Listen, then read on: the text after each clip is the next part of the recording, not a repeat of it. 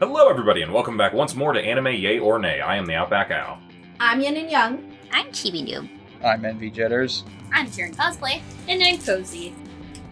Guys, we made it to the end. Woo! This is it. It's the last day of the Collect Them All tournament. We have our two finalists, Yu-Gi-Oh! And Digimon. It Oh, doesn't even feel that exciting because it's just drug on that long. The honestly, last episode, you never have to watch anime again. yeah. No more anime after this. No, there'll be anime Until after next this, but- week. Oh, yeah. Okay. God. I'm trying to think of, like, I kind of just want to go over real quick how we got here. Okay. But I don't. I was thinking about it for a sec. Should I go over who all won what and when? No. Go back and watch the episodes. Forget that. We don't need a recap. It's time to crown a winner. No thanks. Yeah, we need to No crown recap. a winner today. So, yeah, that's what we're gonna do. These two, I honestly think these two probably had the strongest runs of both of these, and that's why they're here. So, you know, good on them. Let's get down to business. Yu-Gi-Oh's starting up first. So, what happened in Yu-Gi-Oh? Oh, we should mention we watched 4 episodes, so if you didn't hear last time, we watched 4 episodes of Yu-Gi-Oh! And 4 episodes of Digimon, so we get a little bit more of a full effect, because both of them would have ended on cliffhangers otherwise, and would have been a little more difficult for us to judge, maybe, or would have left us wanting too much. So with Yu-Gi-Oh!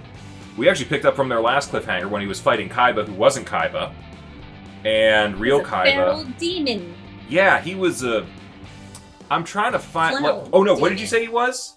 He was the Violator from Spawn. Yeah, he was from Spawn. Yeah. If anyone's seen or read that. Anybody knows that. He's the little the weird garbage man. I wouldn't call him little. He's like a Cece's breaking rotund... out Google. He's short. He's a not really short, short. rotund clown creature. Yeah, he's a weird clown. Oh, that thing. Yeah. Ugh.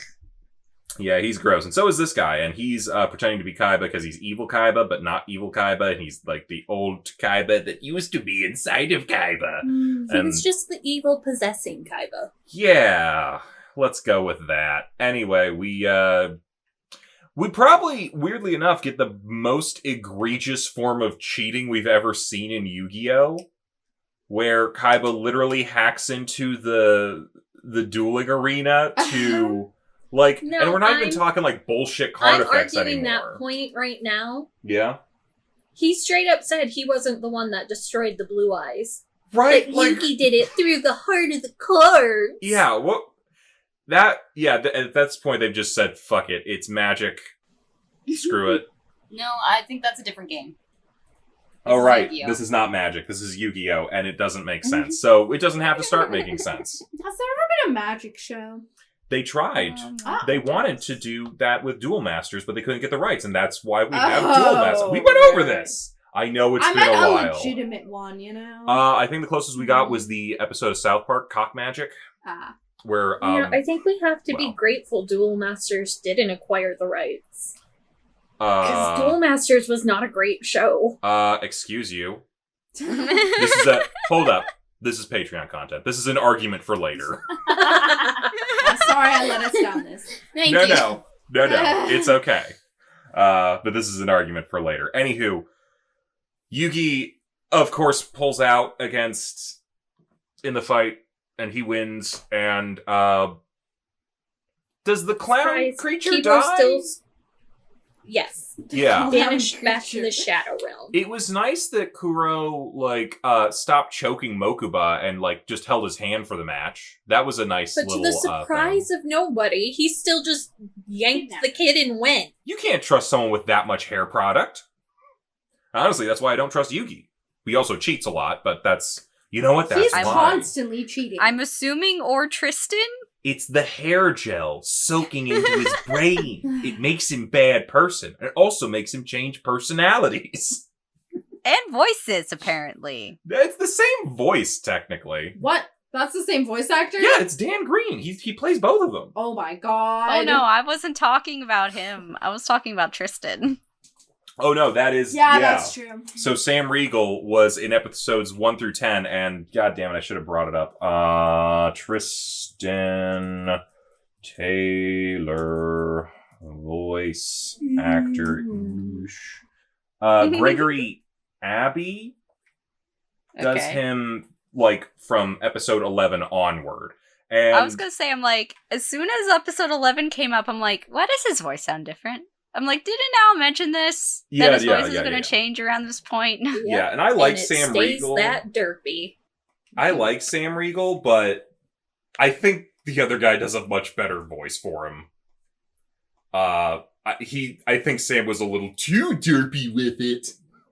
It legitimately sounds like an abridged voice. That's where he came up with the Little Karibo came up with the abridged voice. It's literally just the Sam Riegel voice.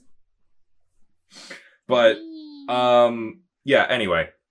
So moving on from there. Tristan tries to mother Joey in the next episode and says, "You can't duel." Did he mother him or did he try to daddy him? Because he might have daddy voice now. No, that was mothering. Okay. No. Only mommy here is Mai, because she's back. Yeah, she gets Rex, the other not Weevil person, but another person that showed up before. Yet another annoying character who is a one-off and is really just there to get the shit kicked out of them. Shows up. Talking like this. Yeah, talking like this. Like, I feel like Rex and Weevil are basically the same voice, but like one is like going lower in the throat and one is just going up higher in the throat. They really are. Why does the one sound like Leonard and why does the other one sound like Liam? Because that's what I do. Yeah, they're the Beavis and Butthead of this series. So, how dare you compare them to Beavis and Butthead? Okay, I'm gonna be real with you. They are. They turn into nothing but comic relief the further this show goes. Nice to know. But yeah, Rex actually did a pretty good job with the fight, and Joey, they kept going back and forth. There's the usual bits of like, that's not how much a field powers stuff up, and there's also a whole bunch of fire just not actually super effective on Dinosaur. But okay, we'll go with it. Joey wins because of Time Wizard and all that. Blows up a dragon. I will say, they did the correct Time Wizard this time. That's true. Yeah. Oh, also, Rex and Joey both, put up their best card. Yeah. And that's how Joey got his red eyes. I'm crying like a little bitch after the duel. Yeah.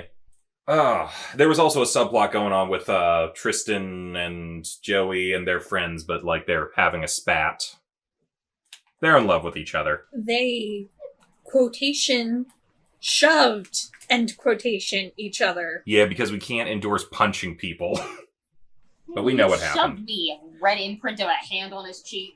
I want to throw this out there, and I don't know if anyone else saw, but Pegasus's goons showed up and found Kaiba's Batcave. That sounded more sexual than it should have, but, it is what it is. There was one shot where you can see just a little bit. They didn't edit out one of the guns. It was still in there. So it was just a little bit. I'm telling the U.S. government. It was just a little bit, but you could see something was in the guy's hand, and, we know what they had. So I'm telling the government. The FCC is going to be so far up 4Kids' ass. 4Kids has been gone for a while.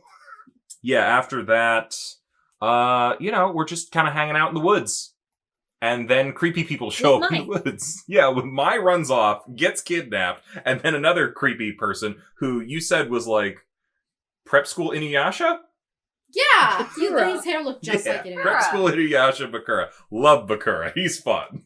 Well, Bakura's not fun. Other Bakura's fun. They pick their favorite cards. Some people's souls get stuck inside of cards, and then we start a duel where people are gonna die for the second time, I guess. We finally get sent to the Shadow Realm. Years of memes finally comes to fruition. Oh, yeah. Good stuff. That's not really the Shadow Realm. Not yet, but anyway, they go back and forth. Some people are dying, some people are not dying. There's a Grim Reaper in the graveyard trying to end people.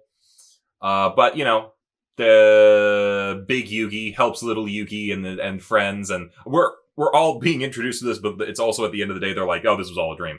But we kill evil Bakura for the first of many times. And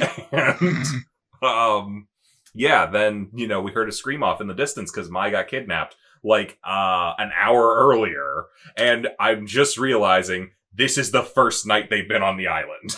So from episode 4 through now, it has only been 1 day. Yeah, wow. Very exciting. And mom is already ready to go to the castle. Almost, yeah. I'm actually, like, now wondering, like, I thought maybe they were there on the island for a week. They might only be on the island, like, outside of the castle for, like, 2 days. Like, this is a 2-day tournament. Which, honestly, okay, that's actually a pretty decent amount of time for, like, a large tournament. No, that is still, like, highly illegal and suspect. No, yeah, the whole Hunger Games element of it absolutely is. But, I mean, I'm just saying, like, I would think that a large tournament that had a bunch of competitors in it might span a weekend. You know what I mean?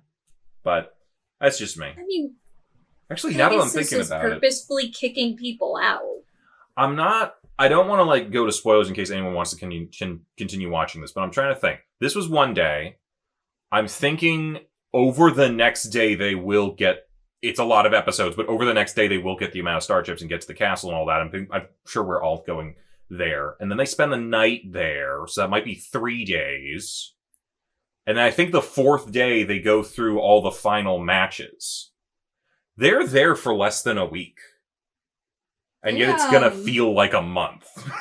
How many episodes is it? 20-something? Oh, God. Yeah. So I guess they weren't going hungry for super, super long. Oh my god, But it's Fire Festival. Yeah, no, this is basically Fire Festival. Let's be real here. We got some more Pegasus this time around. Pegasus is definitely the guy who would have a Fire Festival. With his favorite fruit juice. And Gorgonzola cheese. He would. Okay. Man has his pleasures. Oh, yeah. Yeah, definitely. Did anyone else see how he was holding it, though? The wine I don't or the know cheese? why this was something I zeroed in on, but, like, his palm was just flat, and the wine glass was resting on it. You know, he's weird. I think he's just one of those... He's just an eccentric billionaire who, like, has to do everything uniquely. I don't know. But I think we should probably get into this. Plot. Who has plot? Cece's got plot. Cece, you got your thoughts ready to go? No. I will make them up as I go. Oh, no. I mentioned this before. I think maybe the first episode of Yu-Gi-Oh! I really hate when they drag out matches over multiple episodes. You mean, like, when they don't need to be dragged out? Like, Yugi's match? Yeah. Or actually, I don't think they needed to drag Rex's episode into 2 either. No, I'll get... It ended pretty early into that episode. I'll wait till I come around for that. And then hearing the next better part of the season, I guess, is only going to be a couple days long. I did like the episode where they put themselves into the cards. That sounded too. You haven't seen purpose. nothing. We're getting 3-episode duels, and then we'll get like a 5-episode duel. Oh my god. We love to drag things out. Gross. Anyway, I like when they were put into the cards. That was kind of cute. That was a different take on just playing cards, I guess. I give it a meh. I think I'm also gonna give it a meh. Like, for as much as they keep pushing the plot forward, I feel like their timeline isn't making a lot of sense. Like, I feel like they should have been on this island for more than a day at this point. And just, where the fuck did Kaiba go? Where did he go? How did he get out of that room? There was only one door. He Batmaned? And then you also, like, you have the stuff where, like, he infects the Blue Eyes with the virus, but he's like, it wasn't me who killed it. It was Yugi with his heart of the card. Like, just fucking say it went through at the last second. Don't try to BS it. It wasn't the airplanes. 'Twas beauty killed the beast.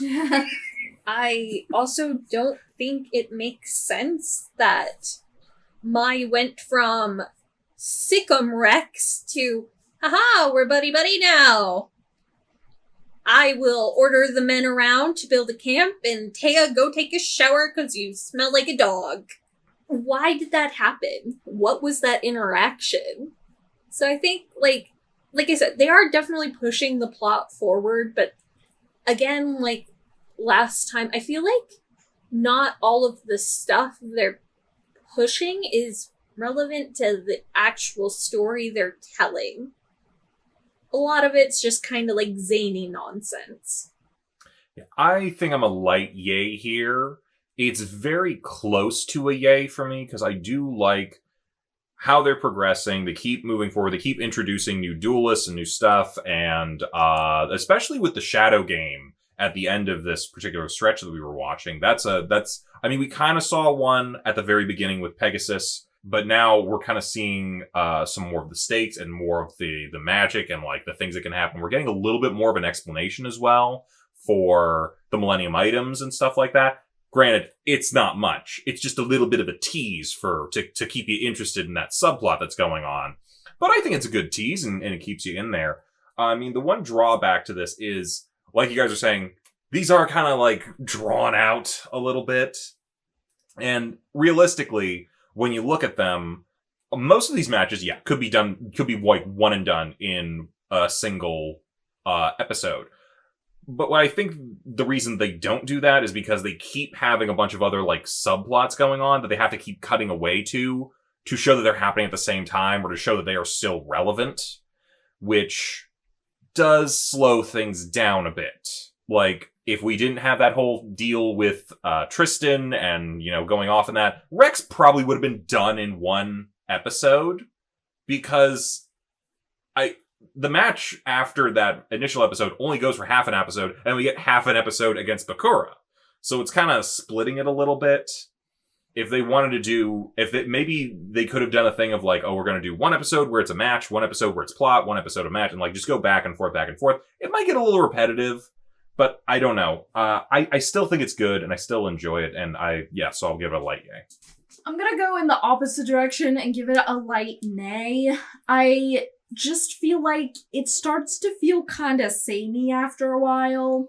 I know that the battles themselves are different, but it just almost feels like, oh, we have a really long battle that feels kind of drawn out, and then we almost have a commercial break of the plot, and then we go back and have another really long battle.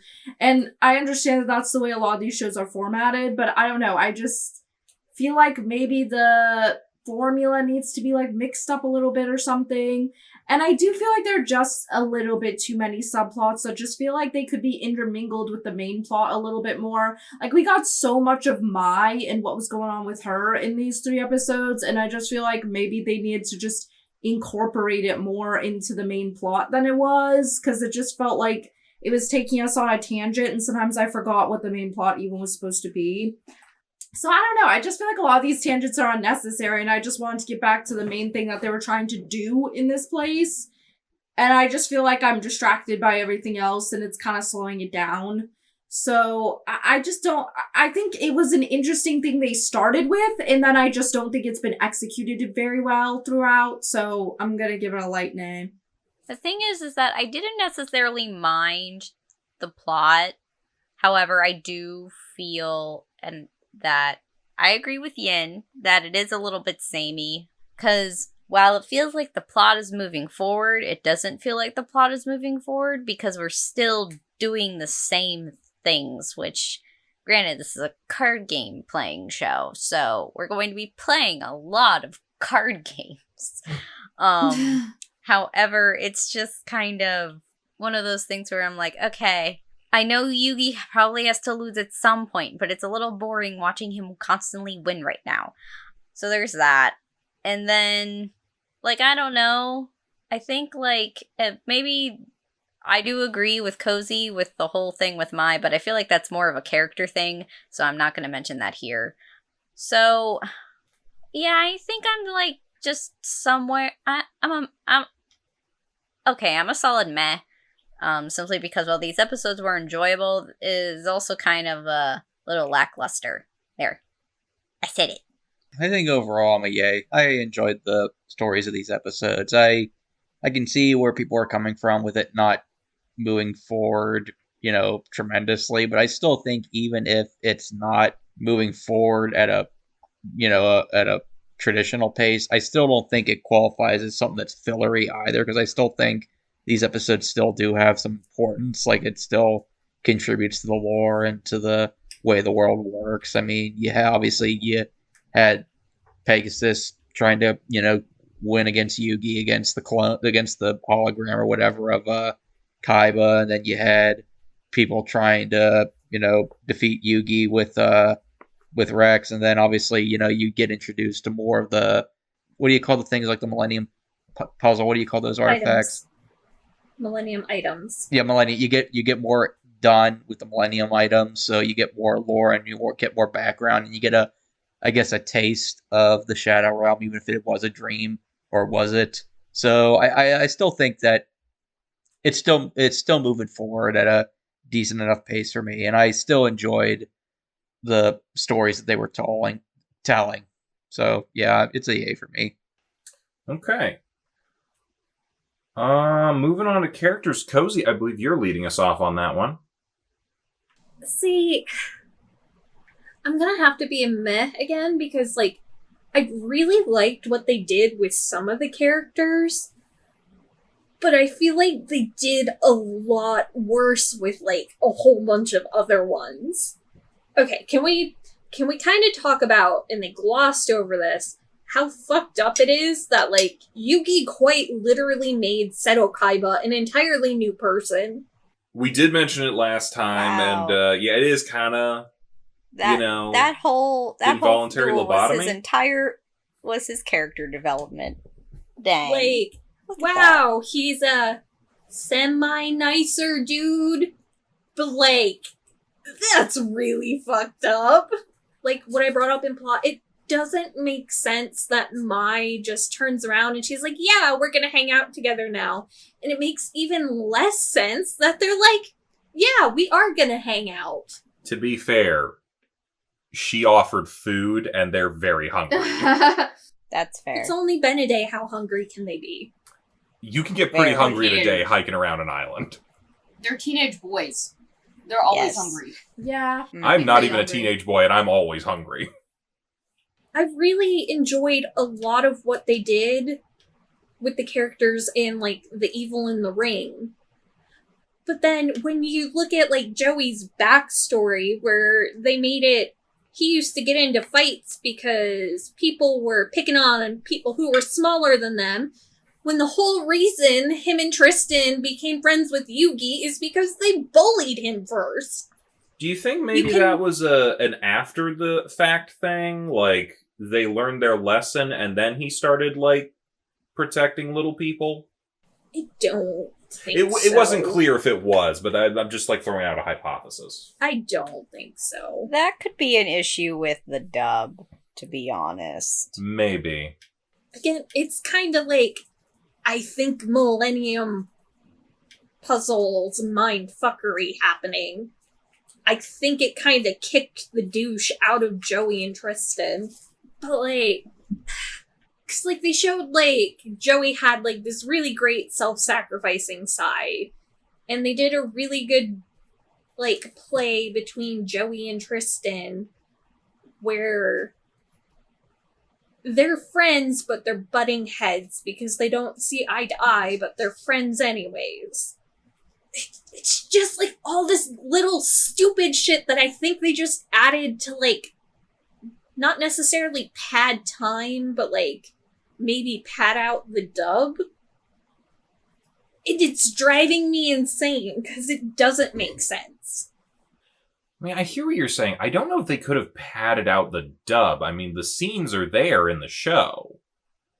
So it had to have been included in some shape or form. Maybe we're not getting the exact original version of it, and maybe that might have been better. But it still feels like all this stuff was there, padding or otherwise. I'm a light yay here. I think there are, like you're saying, there are some really good things that they add. Bakura's fun. Bakura's not fun, but evil Bakura is fun. And doing all that and putting the stakes on, especially for an episode that had a lot of stakes, it had, like, a lot of, like, all the characters are finally involved. It's not just, like, one person versus one and then then a whole cheerleading section. Like, that was nice, and I like that for the characters. But you're right, the spat between Tristan and Joey is kind of... it's melodramatic, is the thing, and kind of unnecessary, and it did kind of pad out that episode a little too long. Mai's a little inconsistent. Rex is a little annoying. You get good and bad with this. But I think overall, like, especially with Bakura and some of the things like that, and the fact that they're actually acknowledging, in a more literal sense, holy shit, Yugi's two people, even if they did call it a dream sequence. I mean, we are having characters finally learn about each other a little bit more. So I'm going to give it a light yay on that. I feel similarly that there were a lot of things that they did well and a lot of things that they didn't do well, and I think you kind of covered most of it. What stuck out to me was, like, I don't know, I don't really like Tristan and his whole deal. I just feel like he's annoying and is always just bickering with the other guy, from Joey, for, like, no reason whatsoever. And he just serves no purpose, really. Does he later? I don't know. No. Do you think this bickering is bad? Oh my god, wait until they introduce Duke Devlin. Oh god. That scares me. He's just Tristan with better hair. Oh god. And makeup. His Yeah. makeup skills are on par. Yeah. Well, alright then. But yeah, I just feel like Tristan could be, like, taken out entirely and it wouldn't make a difference to the show at all. Sorry, hang on just 1 second. Kozi, and you can correct me here if I'm wrong. The second virtual world section, that's season 3? No. You're talking about with Noah? Yeah. No, that's still season 2. That takes place right before the finals. Right. I wasn't sure whether they split You're talking about Battle the monkey City. thing, right? Yeah. That's... Yeah. But, like, don't they usually, like, split that into part of a season 3 because Battle City was so long? And, like, that and the final are season 3? Battle City was just its own thing. Well, then what's 3? Because 4 is the motorcycle thing. The Seal of Orichalcos? Yeah, that's 4, right? Give me a second, I'll look. Tentatively, let's say Tristan actually becomes relevant around season 3. Oh my god, if it takes him that long... I would argue it's not very relevant. Well, it's plot relevant to some degree. Okay, well, I'm looking at him how he is right now. He serves no purpose. And I just find his dynamic with Joey, like, frankly annoying. And then it's, like, hit or miss for me. Like, I like certain elements of her character, but I do feel like they should have taken more episodes to develop the relationship with all of them. It did feel kind of jarring and weird. But I like her character, and I feel like she has a lot to offer. I just don't feel like they have developed it well enough right now. But I enjoy the others for the most part, and I really enjoy, like, Kaiba and, his little brother or whatever. Mokuba! He's kind of fun. He's, like, 10 years old and the vice president of this company. I don't know. It's kind of fun and goofy to me. He's great as a concept. Yeah. He's Richie Rich. Yeah, he's Richie. You are right. Okay, they start the virtual world as season 3. Yeah. And finish it with the end of Battle City. I find Yugi is just, I don't know what it is, but he's kind of getting on my nerves a little bit. I don't know if it is because... Little Yugi, Big Yugi, or both? I like Big Yugi. Okay. Everybody loves Big Yami, Yugi. or whatever his name is. But Little Yugi, I also feel like is superfluous. Like, his only purpose is to be the avatar of Big Yugi. Like, he doesn't even fight his own battles or anything. So it's like, and he doesn't really have much of a personality so far. So I just have not been liking him recently. But I like Big Yugi. And I don't know. So I feel like it's hit or miss. So I'm gonna give it like a solid meh on characters right now. I'm also a meh on the characters. Mostly just because, like, while I feel like there are certain things that are interesting, there are certain things where I'm just like, eye twitch. And I'm just kind of like, shrug. Very descriptive, I know.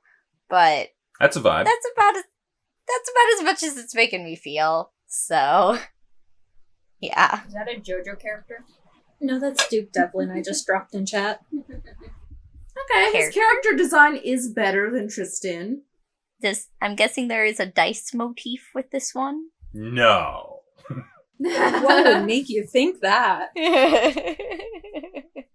For me, I'm still yay with the characters. I still like the main four. Yes, the argument between Joey and Tristan was cliche, but they still made up in the end, and it's anime. I mean, it's cartoons in general.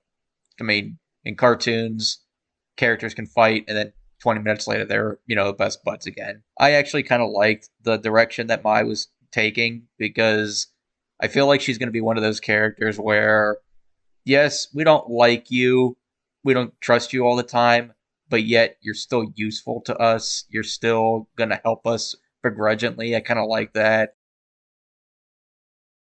And then the villains you're meant to dislike, so, except for Pegasus, he's just deliciously evil. You can't help but love. Yeah. So I don't know.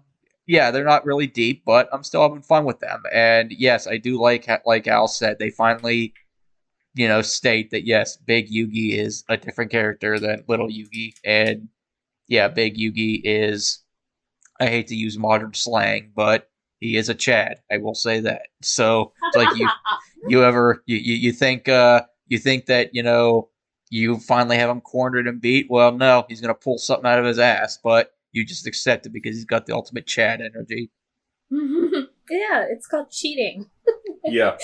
Okay, well, to be fair, in their defense, A Chad would make up the rules. do you really want the villains to win? I do actually enjoy, the instances where Yugi gets his ass beat. So, yes, sometimes I do want the villains to win.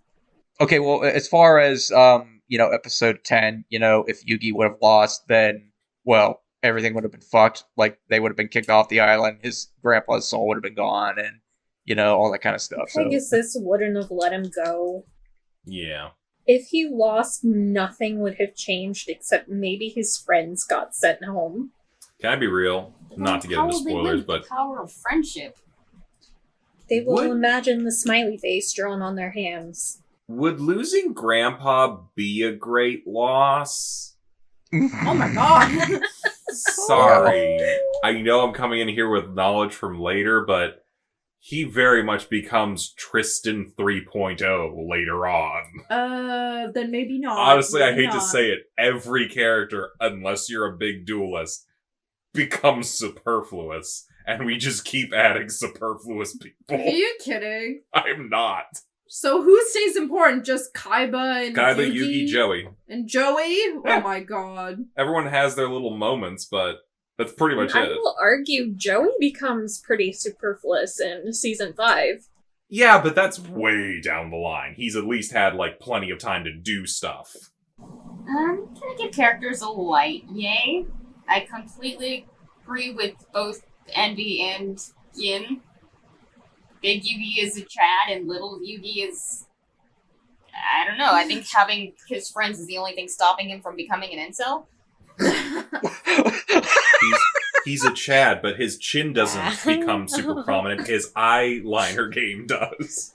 Wow.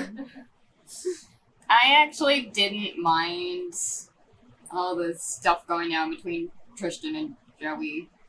I'm like, oh, they got a little bromance. That's cute. Who else was there? Oh, Mai. I still like Mai. When she just showed up and was like, hey, we're hanging out now, I'm like, ooh, is she up to something? Or is Yes, she ma'am. just, that evil? She doesn't really care if you're her enemy or not. That's really it. She just doesn't care. We respect. She needed men to set up her camp. Yeah, I think it feels like there are not many girls on the island, so I think she was like, alright, I'm gonna help this chick out, show her how to boss boys around, because she does not know how to do that. Okay, I do actually have a quick thing to bring up about Grandpa. Mm-hmm. So, he said that he got the blue eyes from, his oldest friend, and it's, a precious thing between them, yeah? Not bought, but like... got. Sorry. Yeah, got. Yeah. Duel Monsters has only been around for like 5 to 10 years max, though. Pegasus isn't that old. And he's the one who made the game. Well, Yeah, so we have to game, assume... but- I think we were to assume that anything that interesting that happened in Grandpa's life happened in the last 5 years. He made it sound like he got it, like, from Egypt while they were off on a date together or something. He did.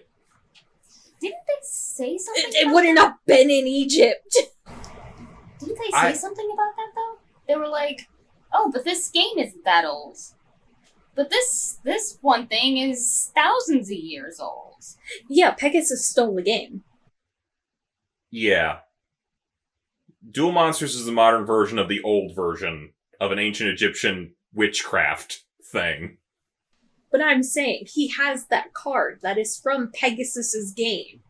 He's like, it's been my most prized possession, like, my entire life. Like, dude, you probably only had it for, like, 2 years. He's old. He doesn't have much going on anymore. Like memory. Yeah, I mean, it's very possible that, dementia might be setting in. Or they just weren't thinking it through when they wrote the plot. Probably. A little bit of that. Dementia or continuity error. Who can tell? Okay, Al, what do you think of advertising? What do I think of advertising? Let me tell you what I think about advertising. Honestly, better than it has been in recent episodes. I'm going to give it a light yay. I think, like, no matter what, we always come back to, this show makes the game look so cool, but shows you everything incorrectly. And weirdly enough, for the most part, these episodes, other than a couple of the hiccups that we brought up before, shows you the game as is, or in basic concept. Card, bigger card, modify bigger card, yada yada yada. And at the very least, I can't count it against it that Kaiba hacked the system and broke the Blue Eyes White Dragon, because even in universe, that is cheating. So, I can't tell them, hey, that's not how you play the game, because literally even they're like, that's not how you play the game. But we're not going to complain about it, because rules don't matter anyway. And if there's anything consistently Yu-Gi-Oh!, it's that rules don't matter. Screw the rules, I have money. So all my usual complaints to get it right down to a meh, I'm just gonna give it a light yay, because it still did look pretty cool and they had a lot of fun stuff. And, like, even when they were sucking in people's souls into cards, they were still using the cards correctly for the most part. So I'll give them points and give them the light yay. Honestly, I'm gonna give it a light yay as well, mostly for the part where they get sucked into the cards, because I think it was cool how they talked about their favorite, like, cards and what their go-tos are and everything. It makes it stick in your head, like, what these cards are and what they look like and how they work and everything. And I thought that was just a cool addition that made me more interested in the cards, to be honest. The fact that the characters were kind of in them for an episode, so I liked that element, and I think overall the battles are still done well, even though I find them repetitive sometimes. I think the individual battles still look cool and are done really well, and the cards always look awesome, so I would still give it a light yay on advertising. I will also give it a light yay on advertising, pretty much for everything that Yin said, because I have no other thoughts. Yeah, I'm pretty much the same. Yeah, I do agree that, like I said before, the battles themselves look cool, the cards look cool, the monsters look cool, and I will take your word for it that the game is played a lot closer to the actual game than in past episodes. So, yeah, and I do agree that, the main character is becoming their favorite card. That's that's a cool thing. Imagine if you were transformed into your favorite card or your favorite toy, like, how would you feel? But that's a different topic. But yeah, it's a yay for me. I don't have any opinion, so I guess I'll just be peer pressured here. I'll give it a light yay. It works for some people, clearly. I am not those people. I don't know how much I can fault it for that. If we're still talking about the cards episode, what was the show we watched earlier in the tournament that did that? Cardfight Vanguard kind of did that a little bit. Yeah, I think that was it. I liked that they did that, and so I like seeing like the player be transformed into the cards, kinda. I think that's really cute. Maybe it's just the cosplayer in me, I don't know. But yeah, I wish they would do that with all of their battles. Kind of bummed it was only like the one-time thing. I'm sorry, I'm just really hung up on the fact that you said, oh, I can't fault it just because it's not my thing.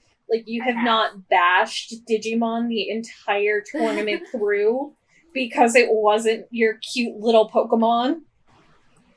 It depends on my mood. Sometimes I'm like, I can see how this works for other people, and sometimes I'm like, this does not work for me, I don't want to go away. I would like to disqualify Cece from the tournament. Hey, we can't disqualify them because, let's be real, hypocrisy is a mood. You're lucky I'm being nice. I'm so cranky today. Yeah, I guess I'm also a light yay.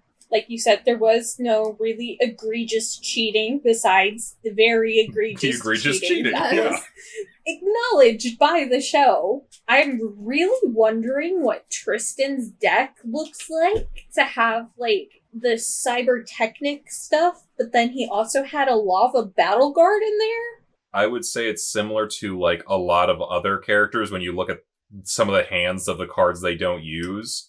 It's just a mishmash of random shit because no one had a starter deck to work with. They're like, I got these 40 cards out of booster packs, and it's all I have.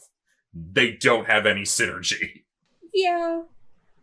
I'm just like, because I know we find out later that he does have, like, the cybertechnic dueling deck. Like, just a little weird that the lava battle guard is in there. Yeah, but also that's like 2 seasons later. He's had time.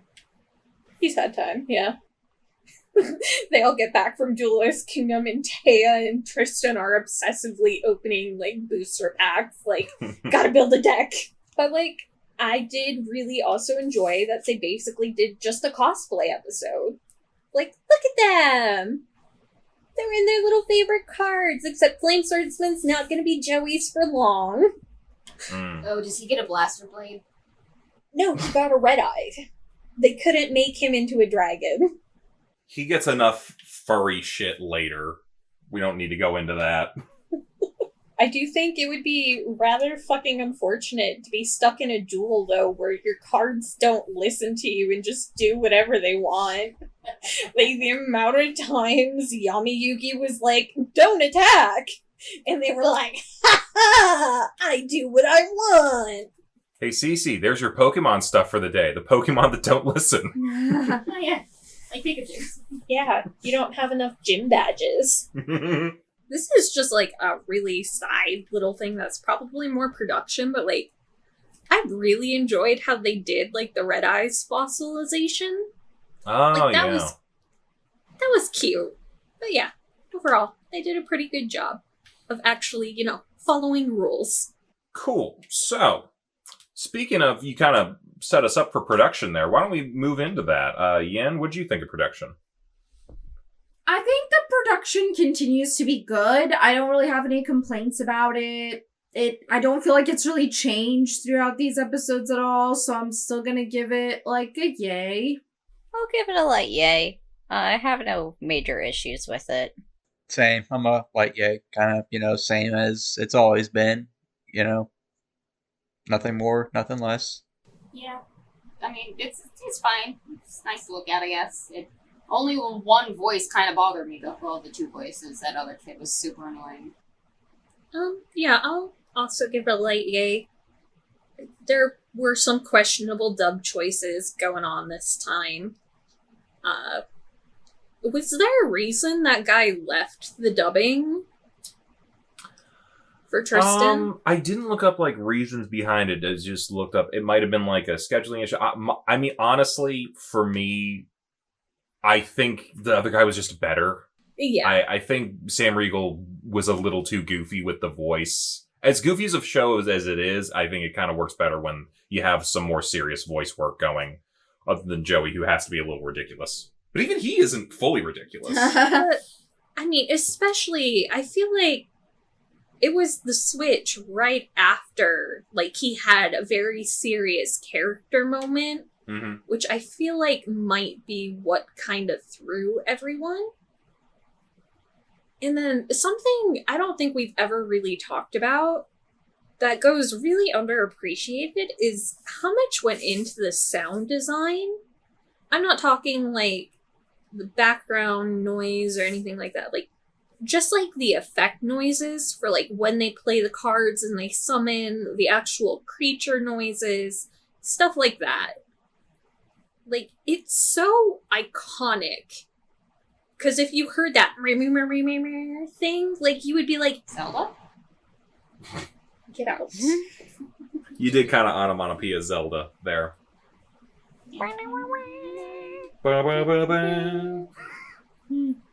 Like, that noise is just like, it's iconic. And like, when you think of like Blue Eyes White Dragon, like you always think of that one roar.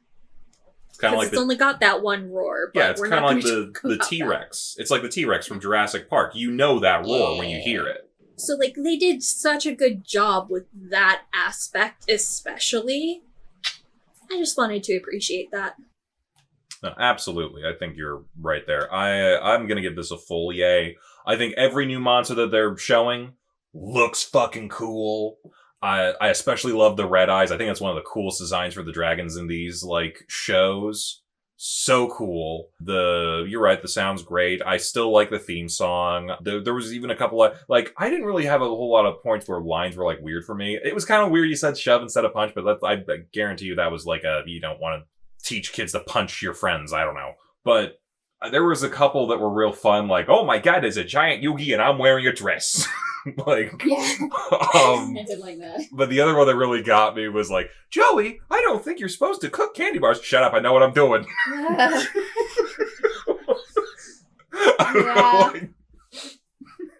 I think at a certain point they were just like... Honestly, when you look at it as a whole, as an adult, it does kind of feel like it went a little towards the ghost story route.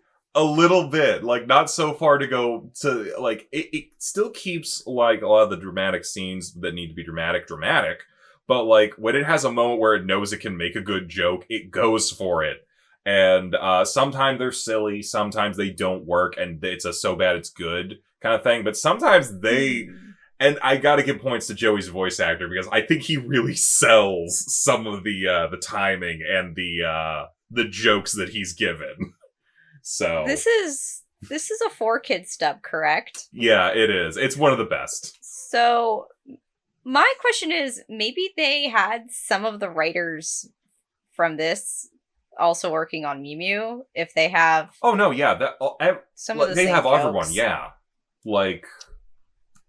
Yeah, there's. I mean, I think we did this when we did the Dan Green month thing, but there was a bunch of times where I'm like, "That's Kaiba, that's Brock, that's Joey, and they were all in each other in every single one of the other shows as well. It was like you had your group of voice actors, like even in this show. No, not just the voice actors, like the people writing. Well, kind of the same thing. I mean, a lot of them. Or, like, even, like, some of the voice actors would actually also do, like, the scripting for some of the dubs. True. And the ADR, like, direction and stuff like that. So, like, they were all kind of, like, working in this little pool of people. And, yeah, some of them had a really good sense of humor, I guess. But, yeah, I give that a full yay. I think we're moving on to final thoughts now. Chibi, you're leading us off. What'd you think? Where are you going with this? Final thoughts. You know, they left us on a bit of a cliffhanger. So there's that. And honestly, I do kind of really want to see what happens next as far as that whole situation goes. Does that mean I wasn't at least a little bit bored with some of what was going on? I'd say yeah. So I think I'll give it like a somewhere between a meh and a light yay, I think. I'm a yay. I've enjoyed these 4 episodes. I feel like this is one of those shows where I really regret not watching it as a kid, because I know I probably would have eaten this shit up way more and would have been waiting with, high anticipation each week to see what happens next. But even as an adult, it's still pretty entertaining, and I am curious to see. Like, I know what's going to happen because it's a kid's show, but like just how it happens and how you get to that point, I'm interested to see, how it gets to that point. So yeah, I would definitely like to continue watching it at some point. It's a yay for me. Yeah, as hard as I am on it, like, I don't hate it. I'm just a little bored with it, kind of like how Chibu was saying. I do want to see where it goes, but I also don't want to sit through the same battle over and over again, especially for 5 episodes in a row, literally the same battle. This might be my new nighttime show that I put on to fall asleep. Is that because I made you put Beyblades on and you passed out in like 5 minutes? Yeah. I'm a light yay here. Obviously, like, I like Yu-Gi-Oh! I don't know if I would honestly go and rewatch more of it outside of this tournament. But, like, I do like the Duelist Kingdom arc, especially where it's heading. I don't know why. I thought the Bone stuff happened much earlier. I wish we would have gotten to Bandit Keith. I feel like he would have been a great addition to this. Oh, yeah. But yeah. I'm loving all these strong opinions for one of the finalists. Yeah, I'm a full yay here. I'm mostly giving it light yays because, like, I think to some degree, some of the early episodes that we watched this week weren't as strong, but I think it kept going and kept getting a little bit better for me, especially as we, like, ended off with the stuff with Bakura and the Shadow Realm, and now we're starting to touch more on the magic, monsters are real, dark magic, soul-stealing elements, and it's kind of like, ooh, stakes were already kind of high. They've been dropping a little bit now that we haven't really been talking about Grandpa's soul was stolen, but now it's kind of coming back a little bit, and now we're running off to go save someone in the middle of the night who's screaming out in the woods. I mean, like, it keeps moving, and I think, like, one of the good things about this, as much as of a problem as it becomes of, like, oh, we're going to span multiple episodes for this one duel, they always seem to know a good spot to, like, cut to be like, oh, we're going to leave you on this cliffhanger, come back next time, and, like, it's almost at the end of every episode that we get one of these. And it does kind of make you want to, like, come back at least for one more episode to, like, see, okay, well, what happens next? What happens? What's going on? Why is this? And I think that's really effective, and it did well. So I give it a yay. I'm gonna give it a light yay. I do want to see where it's going, like everybody else said. Although I have a couple problems with the plot, and a lot of it just stems from this is not my genre, and I feel like sometimes the battles are repetitive, but I feel like it's part of the genre, and I do feel that this is one of the best shows of its genre, though. And I think a lot of it comes down to a lot of the other elements that we've talked about, like some of the characters are really strong. The production is really strong. The advertising for the monsters is great. I think it has a lot going for it where I would maybe be interested in continuing. And I definitely think it's one of the best ones that we've seen. So I'll give it a light yay. Okay. Any other thoughts before we move on from Yu-Gi-Oh? I did not realize how many fucking Pokemon Eric Stewart voiced, and I will never be able to hear Kaiba the same. Oh yeah, like, especially for Pokemon, it's like you had, there's 9,000 of them. You're gonna have to overlap a ton of voice actors for that shit. Yeah, so you know what? We mentioned Pokemon, what is often compared to it, but Digimon. Let's talk about Digimon. So that was a weak segue. You know what? They can't all be gems. So, where did we leave off with Digimon?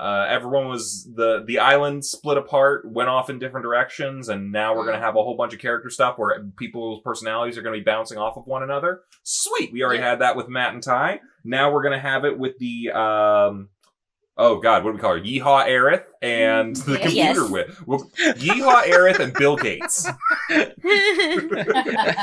Sounds about right.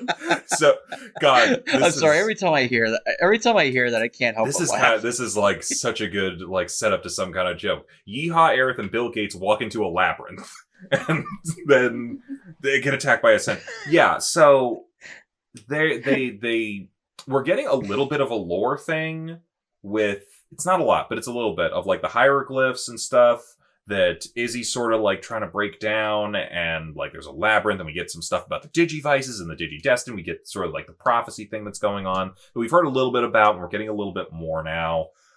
There's the Centaur Guardian of the labyrinth with his...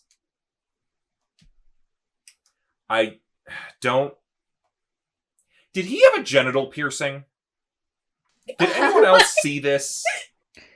I'm sorry, what? Okay. Like... I know So- I'm I'm talking questioning you so hard right now. Okay. So, like, the front horse half. Mm-hmm. He has a little ring piercing. And I know on a horse, it's like around the neck. Yeah, that's his chest still. But on a dude, it's like... Yeah, but that's the horse half. I know, but when he's just standing there, it's like... Menacingly. Okay, maybe... Okay, No, so the that's centaur has a his nipple chest. piercing. Yes. It's a nipple piercing. It's just one of those things where I'm looking at that, I'm like, why? Why? Why are you making me think about this at all? I just don't like the fact that I had to think about this even remotely. I mean, why did we need to have chains on it either?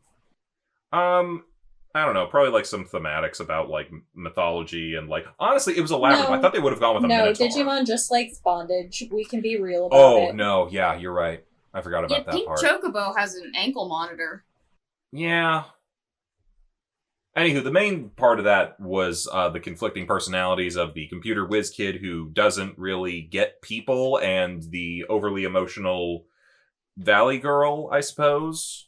Well, maybe not overly emotional. This is kind of a traumatic situation. She might be pretty warranted in how freaked out she I is. feel like to be the first one to crack like that was definitely like should have happened just a little earlier. I mean, aren't they all like 11 or 12 minus the little Yeah. brother? Yeah, it's been a lot. And unlike Yu-Gi-Oh, they've been there at least 3 to 4 days, so they're probably Gotta be exhausted. at least a week now, I would think. And also, she was chased by a giant shit. We can call it lemon custard as much as we want, but it's a piece of shit. That was trying to flirt with her and make out with her. Honestly, And if you say that out loud, it gets And creepier it and threw creepier. more shit at her. or does it become more and more real the more you talk about it? I feel like plenty of people in this group have dealt with metaphorically this situation. Yes. I don't know what you're talking about. I can definitely relate to being hit on by a piece of shit. Yeah. And then when you reject them, they Ayo. throw shit at you. But yeah, so that was that. Who knew you could just kick the gear and it would just change direction? We could have saved ourselves so much time if Mimi just got a little bit angrier, a little bit faster. Yeah. Also, So more of the Digivice exercising power. yeah. The little bit with the zip zoop zappities. So, and then I think the next episode was Joe and Sora's, which is good because I didn't feel like Sora got any character at all from her episode. And I'm trying to remember anything about her character now. It wasn't a lot. Yeah, I really feel like she's getting the shortest end of the stick here. But because this really feels more like another Joe episode a little bit. Yeah. A little bit. The Ogremon pops out of a box in the middle of the ocean, because literally anything can happen in this world. And then they go to a not Christian church on an island after being fit. Okay, you know what? Hey, Cece, here's your biggest Pokemon comparison. A redhead was fishing and then pulled a dork and his animal best friend out of the water. To remind you of anything that we would have also seen in this tournament? So when that happened, and they were complaining about how hungry they were, and then they fished out the kid, I was like, He's unconscious. You could just eat him. Yeah. Literally, that's what they said. There's no witnesses. You could get away with eating him. Yeah. Oh no, he drowned. But yeah, they come across, I got another way to put it, a cult of very creepy. Did anyone else find those masks very creepy? Yes. A little bit. Yeah. Unsettling people dancing badly at a not church. And Is then it they all actually a cult if they're a hive mind? it's that hard are to all say. one thing? It's No. really hard to say, but I'm just for the religious aspect, I'm going to say cult. They all turn out to be ghosts with big teeth, and they turn into an even bigger ghost with grabby hands. Yep. And Sora and Joe got salt and peppered. yeah, they were going to get They eaten. were about to be eaten. But they save the day when the Digimon break out of jail and bust up the church. And then, okay, so here's a big translation thing that they changed. Like, Joe starts saying the Bakamon lose your power thing. I think what he's actually doing in the original is saying, like, a Japanese exorcism prayer.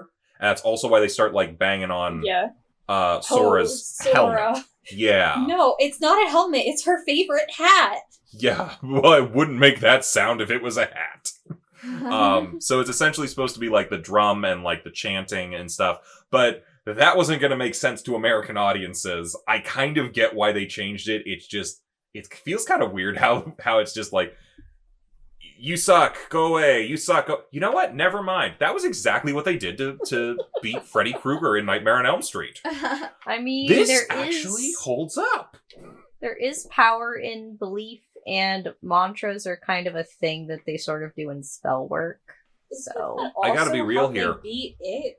How come they never used this sudden ability at any other point in the show, though? Like, if all Joe has to do is chant Devamon, lose your power, like, over and over again, to, like, depower him, how come he's not doing that? Like, you've set up a possible, like... Because Joe buff would be too effect. powerful then, and the world isn't ready. Oh, no, the world is not ready. He's gonna have a glow-up later, but it's not now. oh my gosh. I'm gonna just say that episode 10? Not 10, 11. 11 was my favorite. 11? Well, let's get there, because Babyland! it's Babes in Toyland. No. 11's the one with the ghost. 12's Oh, the no, one you're with right. Babyland. I'm crazy, yeah. Yeah, no, but that's fun. So they beat the big ghost, and then they're the only people who are like not changing the direction of the island. They're like, hey, we can actually like fly and swim back. Yeah. So Yep. good for them. Then we go to Babes in Toyland. Mm-hmm. TK has no one to play off here other than Patamon, I guess. But hey, one of the Digimon is They getting a did a personality. really good job playing him, though. Mm-hmm. Yeah, they find where all the baby Digimon come from. And it is in no way like how we have to find out how baby people come from. Thank God. Okay, well, TK said, I didn't come from an egg, and who's gonna tell him? No, wait, did he not say he came from the stork? No. I feel like for some reason when I him remember and that, but, like, Patamon maybe were not. fighting, he's like, well, at least I know I don't come from an egg. He said he didn't hatch from an egg, so he's partially correct. Yeah. Who's gonna tell him? Oh, he'll learn eventually. I mean, for half the Digimon designs that will be coming up later, he'll learn eventually. Like his own? Well, we'll get there. But yeah, they get into a tug of war with baby daddy Digimon, Elecmon, who shoots lightning and is basically a red Pikachu. I hate how many comparisons I have to make right now between this and Pokemon, these episodes. But yeah, so they do that. They save the babies from Ogremon, and yeah, then they're like they're gonna get back to Infinity Mountain. They And free Leomon again. Right, they did do that. The whole team comes back together. Except for Sora and Joe. Oh yeah, they show up a little bit later. But Matt comes to save his brother, which is nice. And then we get super bigger, longer, and uncut Leomon. Yeah, Devimon hopped him up on like 6 black gears at a time. Apparently those are the roids of the Digimon universe. It's like they keep introducing elements that I'm like, why haven't you been doing that the whole time? Like, are there really like a limited number of black gears? Because it feels like the entire island is just full of them. Every time they crack something open, it's full of black gears. Well, yeah, he so, like, said, do you have a shortage? Everything underneath the island. It's nothing but gears. How have you not been using this, like, gear steroid thing? Maybe, like, he can only get, like, a certain number of them loose. Maybe you he see can only... his arms. Yeah. They're scrawny. Maybe it's like he can't get them, like, flying or something. Like, they're... Like, most of them are just embedded and actually working. Oh, maybe the island would fall apart if he took too many of them. This is all speculation. We have no idea, because the black gears are not going to come up again. But... Hey, guess what? We finally got a motivation for Devimon. Yeah.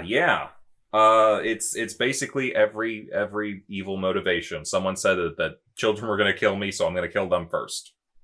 And I'm going to plunge the digital world into darkness under my rule. Yeah. I always have to ask, and then what? He didn't get that far, okay? No one gets that far, but, like, I kind of just want to know, like, what's your plan afterwards? Like, is there something you want to do? Want other people to do? Like, I don't know. Is this not what Megamind ended up answering for us? Yeah. No, you're right. You just get bored. Mm-hmm. But, yeah. Maybe that should have been the plot. Devimon has a Megamind thing for the next 50 episodes. Minus the Devimon romance. goes to therapy. It's like I'm nothing but evil, but am I more than just evil? I never knew my papa. I came from a Digi-Egg. We all came from a Digi-Egg. No. Not Devimon, Edamon, and Myotismon. They had a Digimon papa. Right. But we're not there yet. We're almost there. But Devimon never knew his papa. Yeah, speaking of Devimon, though, he finally comes to be the big bad and, like, actually fight people, and he, like... Quite literally, eats... the big bad. Oh, yeah, he eats Ogremon, and he goes super kaiju, which is saying something, because we got a lot of kaijus in this anime. And he kicks everybody's ass, absolutely demolishes everyone. Patamon, who's been having a whole thing about, like, I want to Digivolve, and why can't I Digivolve, finally has a reason to Digivolve, and he becomes... an uncomfortably hot angel. Should we say it the way it's actually supposed to be said, or the way they said it? I want to take him home with me! That was weird. Why did you only want to do that whenever he became that guy? I laughed. He may have had an awakening a little earlier than most. I mean... similar to Leomon, I think a lot of people did. Yes, he evolves into Angemon, but they say Angemon. Angemon. Hi! Yeah, this is... Then, Angemon kicks ass and promptly fucking dies. Well, let's be clear. He absorbs everybody else's energy first. So, that's fun. And then he blows himself up along with Devimon. So, I mean, great I was so job. excited for this episode. I'm like, oh, great, we're gonna get to 13. We're gonna get to see the exact moment TK's heart breaks. Yeah. It was like, and your best friend finally achieved became their best selves, and then they died. But we get to learn some very important lore. Digimon never die. Just like Goonies, who never say die, Digimon never die. They just come back as another egg. Which I guess When you makes think TK about it, it's pop up. amazing that egg hatched back into an Ikimon. Honestly, they don't bring it up because I think they needed like the consistency with the characters and stuff.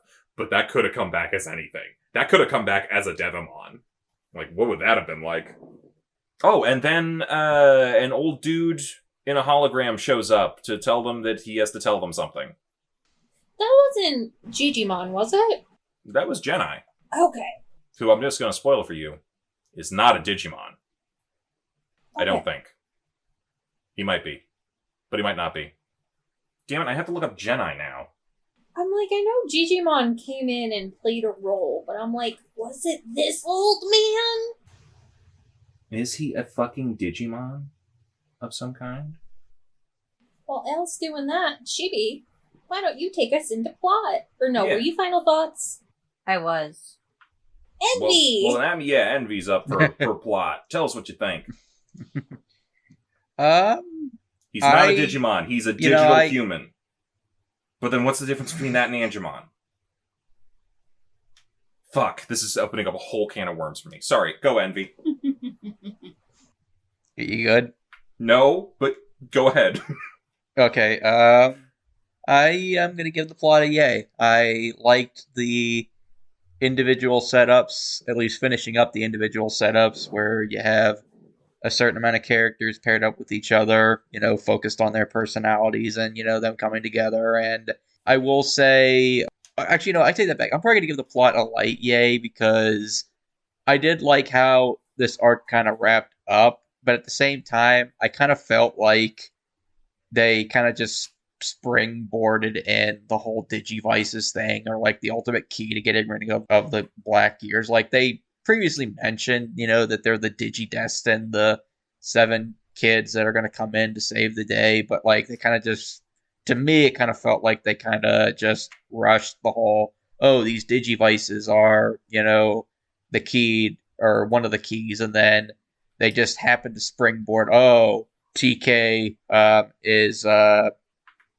key. He's the I don't want to say the chosen one, but like he's going to be the one that springboards everything together. And the fact that I will actually say there, TK quite literally was like, the prophecy was the smallest Digidestined would defeat Devimon. Well, I mean, I was kind of waiting. I get that, but it just felt a little rushed to me. And then the fact that Patamon literally transforms into like the ultimate Digimon, like literal Digi-Jesus, like that was just kind of No, there's a different Digi-Jesus. I don't think Jesus was a twink. He's not Digi-Jesus, he's just a Digi-Angel. There's a different Digi-Jesus, just like there's a different Digi-Satan. But yeah, I mean, I guess minor things aside, it was still a cool moment whenever, Patamon finally Digivolved. I thought that was cool, and I like the team coming together and, working off each other. So yeah, it's a light A for me. Kozi was agitating me the entire last episode. Like, no, this is important. You need to stay awake. Treating Cece like some dirty laundry in the washer. Well, you do need to stay awake to talk about the thing. I really don't remember anything up until he said, I can't wait to take him home. Immediately wide awake. The episodes before that, where they were in the maze, that was annoying. And then when they were in the cults, that was a little less annoying, but still kind of eh. And then TK was by himself, and that made me so stressed. Like, he's a baby, he can't be alone. And then I was like, oh, wait, he does have his Digimon with him. I was like, oh no, the Digimon is also a baby! This is the worst case scenario. I literally looked over. I'm like, it is the best case scenario. The baby is in Babyland. Oh my god, it's the Rugrats movie. Yeah. It's the babies taking care of the babies. Yeah. Yeah. I did not have a good time with that. I'll give it a light nay. And I did like it when they made it to the Babyland and were playing with all the little baby Digimons. That was pretty cute. Give it a light yay. I do like how they kind of like faked us out. I mean, not necessarily like the viewers may have been faked out, but the kids definitely were, where they're like, oh, we just gotta go beat Devimon and then we can go home. And then the digital world was like, ha, you thought. I feel like it had a very nice, succinct, God, I can't freaking talk, conclusion. I feel like they really tied up the ends that needed to be tied up with the arc. Like, yes, there are a lot of unanswered questions, but that's because they've revealed that there's more going on that the kids need to also now go out and seek. As Devimon said, there's greater evil across the ocean or whatever. So, like, I think it was a very good opening arc to introduce both the viewer and the kids in general to the digital world. Yeah, I agree. I'm actually a full yay here. I enjoy, like, it I think, like, the plots that they're having and the different scenarios that they're throwing these kids into every single episode is interesting and fun, and it's every day is a new challenge, not just, like, as far as what Digimon are we going to fight, but also, like, what place are we going to, and what are we going to, like, deal with there, or, like, bizarre things are we going to see, and, like, we're kind of running the gambit of things lately, of just, like, we were kind of just doing before, where it was just like, oh, a couple different layers, there's a lake, or there's this place, or there's a mountain, and now it's, like, evil cults and labyrinths and baby towns and all sorts of stuff. Like, yeah. Like, I always love how this place really just throws out the most random, like, fever dream elements, but still makes them work. And, you know, we're moving along with, like, it's pushing, like, the characters forward more, and it's pushing forward the plot, and we get the big conclusion. Nice little bow on the end of this first arc. It's nice. I like stories that wrap up and tie things up really nice and neatly. I think you're right. There are a couple little more open-ended elements of this. What are they going to do now? How do they get home? They still don't know. They still don't know everything about this island or this world or this place. But, like, those are nice things to continue a story on. But, like, for now, I thought the plot ended really well, and I like that a lot. So, yeah. Yeah, I would agree and give it a light yay, maybe even close to a full yay. I think overall, it feels like we're on an adventure, and it keeps it up throughout the whole thing. And we do get a lot of new creative, like, things about the world. Like, I like the ghost thing. I liked Baby Town. You know, it's like we're learning things, but also in a very enjoyable way most of the time. And we get the character stuff, but it's really intertwined with the plot. So it never feels like we're stopping for one thing or getting diverted. It feels very integrated, which I like. So yeah, I would give the plot a light yay to a full yay. Like, it's very close to full yay. I thought plot was interesting for these couple of episodes. I will say, as I said before, number 11 was probably my favorite. You know, I enjoy some good character work that also sort of, like, helps us get further along in the plot. I'd give this a light yay. Okay, I guess we move on into characters. Cece, what did you think? Characters. I found a lot of the characters in this one annoying. They would not, like, listen to each other. They were squabbling the whole time. I liked Angel Face. That was an unexpected turn.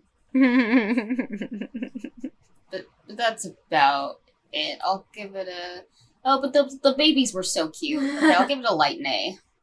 The babies were adorable. Light nay. It was almost a full nay until the babies. I mean, Cece did say that they did not like this.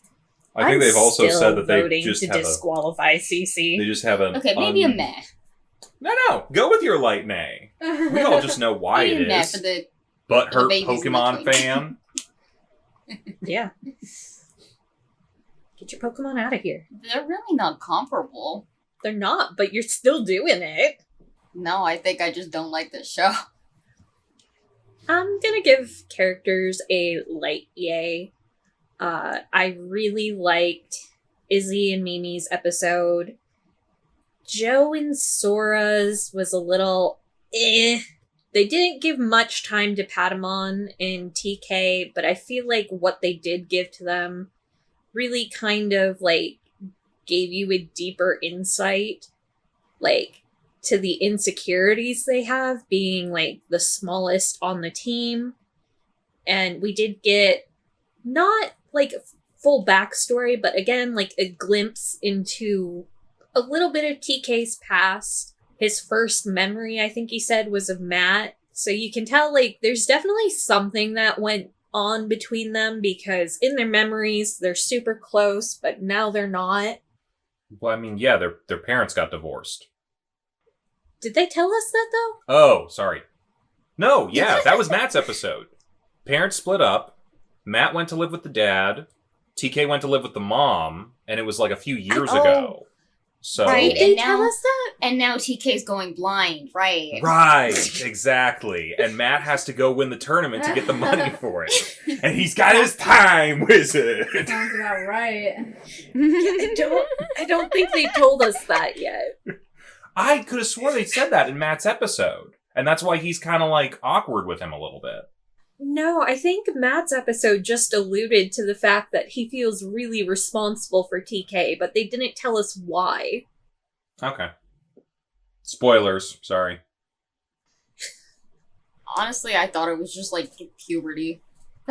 All siblings become assholes at that age. No, they literally, like, have not seen each other since, like, that first memory TK had. And so their parents just sent them to summer camp together? Like a reverse parent trap? I'm sorry, I think this might be a full parent trap. How do we know that they didn't know the other was not gonna go? Like, Oh. just saying.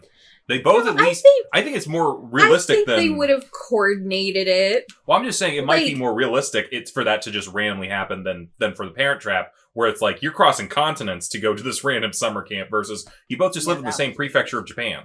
I think they coordinated it to try and, like, reconnect them. More than likely.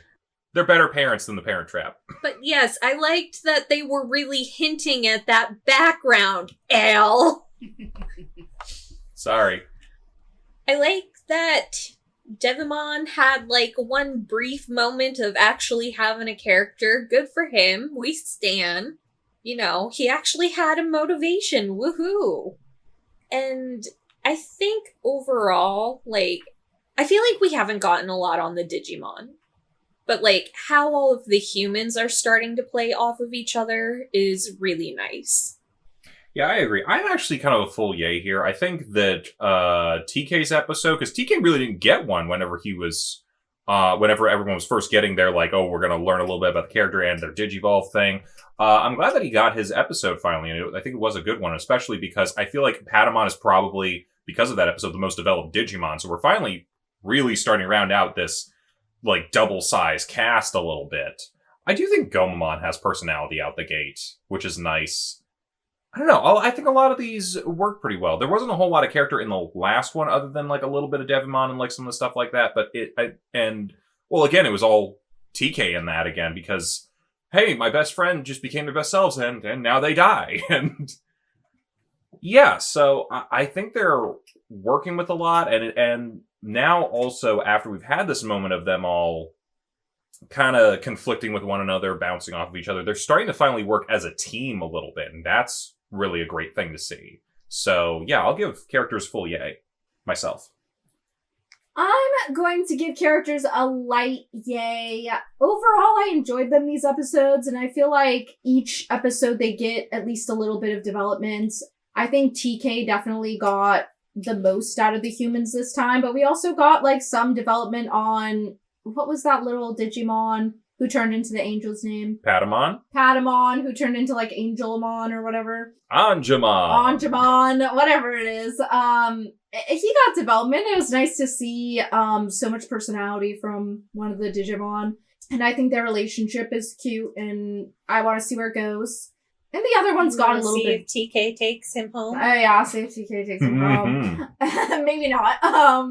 Either way, I enjoy the dynamics well enough, and I definitely like what they did with Padawan. I don't know. Padawan. Oh my god, you don't realize how funny that is. Right. So yeah, I would say it's a light yay. I like what they're doing with them. And I like the babies, so. So you don't know this, but this is a little bit of a spoiler, but that old man at the end, Jedi, there is a flashback of him when he's younger. He straight up looks like Obi-Wan Kenobi. Oh my god. Oh. Old Obi-Wan or young Obi-Wan? Young Obi-Wan.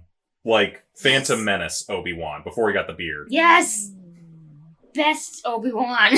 Young Ewan McGregor. I'm a light yay on the characters. I thought they were all, like, good. Some of them I liked a little bit more than others. I really enjoyed Mimi a lot in her episode, and Joe a lot in his, because, I don't know, for some reason those two just have, like, personalities that just, like, kind of keep me watching. And then it was real cute when we got to Baby Village. Yeah, I enjoyed these episodes. Light yay. Envy, what did you think? I think I realized this is a much sexier voice, so I'll be using it for the rest of the tournament, but as far as characters are concerned, yay.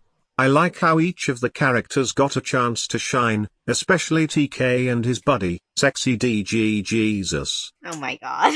Well, okay then, Envy. Thank you for that. Kozi, why don't you move us into advertising? Yeah, I'm still full yay here. We did not get as many new Digimon as normal, but we did get some really nice development on Digimon we already had, which I feel like made them more endearing and lovable. Bakemon, like, that was weird. Like, I'm sure, like, goth kids are like, haha, yes, cannibal ghost. But, like, he's kind of fleshy for being a ghost, which is just, But yeah, I still maintain that as long as you watch far enough, there is a Digimon that fills your niche. So I think they did a really great job. I'm in complete agreement. I gotta give this a full yay. I think a lot of niches where we've mentioned the niches that got filled this week. What did I give it? I don't know. I forgot. But yeah, I'm giving it a yay. I don't know either. I'm giving it a yay. Because, you know, every time it's more cool Digimon. Some I question a little bit. I talked about the Centaur. I won't go more into it. The Bakemon are fun. I know they come back a little bit later. Not to spoil anything, but they're fun. Cute babies. Who doesn't like... I mean, I think I was... Well, I'll let you get to your thing, but yeah. Who wouldn't want a plushie of that? Of some of those little babies. Cece. Yeah, get some little beanie babies or something. And then, I mean, I feel like there was a lot of kids who had some realizations about themselves whenever Angemon showed up. So it's, you know, you get, there's something for everybody. You're right. Love it. Yay. I'll give it a yay too. I don't have much to add because I think you guys said the main strengths of the advertising, so it's a yay. Yeah, I will also give it a yay for advertising. Ghost Digimon made me very happy. Listen, you guys know how much I like ghosts and spooky things. Okay, but did you like that they were fleshy? I just like the aesthetic. I don't care about the fleshiness. I'm gonna be real with you. You are gonna love, like, 2 villains from now. It's gonna be right up Chibi's alley. I'm scared to know if you actually mean that seriously or if you are joking. Absolutely seriously. They a lot of the Digimon go down a horror route. It's very fun. Yes. Yeah. It's Dracula. Yeah. Woohoo! Yeah. And I'm reading the book. So yay! Envy, what did you think about the advertising? Advertising, yay. Okay, short and sweet. Nice. Okay. Oh, nothing there? Yeah, they didn't really give me a whole lot on that one. I guess he agreed with all the stuff about the come to Jesus stuff. He was an angel, not Jesus. I'm gonna contest that. I can't really argue with what anybody's said so far, so I guess I'll give advertising a yay. I feel like the implication there is you would argue if you could. Yeah, it does certainly sound that way. I don't have the energy. Not the energy It's fine. to argue how Pokemon's aesthetic is so much superior. I think Cece's still cranky. Yeah. Oh well. I think I'll take us into production now. Speaking of aesthetics and whatnot, what? Of Oh, course I am. It's the same day. yes. Oh, yes, It it's ha- definitely the same day. Who said it wasn't? Why would you even bring that up? That's so weird to say. Cece's really out of it. Anywho, I'm going to do production light yay. Again, a lot of the cool designs and stuff, I kind of tend to put that a little bit more towards advertising, but I think like I am starting to see a couple spots where like a lot of the animation is getting repeated a lot here and there, and at the very least, they are starting to do the digivolving sequences a lot faster. They're not spending so much time on them because I think at this point we've started to like, yeah, no, we know that part, and they're going a little quicker with it, which is nice. But at the same time, like some of the attacks, some of the digivolving sequences, some of the running stuff, and there's a couple things that they're really starting to repeat a little bit. I think early on in the series, like early episodes, they were pushing for a lot of stuff to really get you invested, and now they're kind of hitting those spots where they're like, we're gonna kind of try to cheap out on one or two of these spots to kind of save our money as we keep going, because they're going to have to keep animating more and more as they keep going. So, but still, it still looks good. It still sounds good. I didn't really have much of any problems with the dubbing or anything this time around. So, yeah, I'll give it a light yay.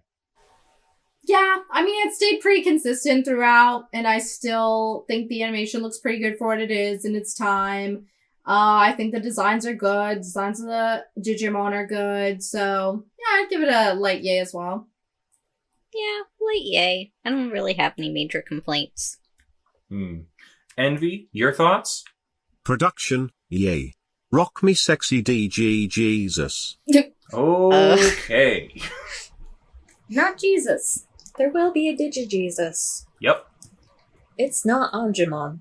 I'll give it a light yay. It's fine. I like the character designs. We got some pretty ones. I don't know if I said this before, but I like Padme. He's a little cutie. Padme? Yeah. Or We're if we're gonna moving the start making goalposts Star yet Wars again. references, Let's we're get going all to of just them. stick with it. Padawan. I will draw Patamon with Leia buns. That's not. I know. It's her daughter. I don't care. She doesn't have, like, an iconic hairstyle. She got them dresses, though.